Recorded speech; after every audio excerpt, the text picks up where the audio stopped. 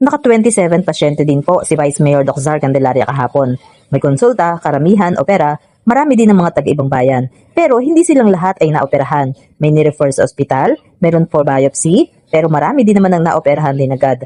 At, gaya ng lagi pong kinukomento ni Doc Zar, hindi po advisable na basta-basta na lang pumunta para makipagsapalaran. Bagamat syempre lahat ng pupunta ay nais niyang mabigyan ng solusyong agad-agaran, ay may mga kaso na hindi pwedeng ora-orada ay maoperahan. Kaya, pinapayo po namin na mag-message muna para ma-assess ka niya. At humihingi din po kami ng paunawa na sa dami ng mga nagnanais ng libreng serbisyo medikal, hindi po namin kayo pwedeng pagsabay-sabayin. Pero sinisigurado po namin na ang aming Vice Mayor Doktor ay laging nagbabasa, nag-iisa-isa ng mga pasyenteng i-interviewin at i-schedule sa susunod na pagkiklinik namin.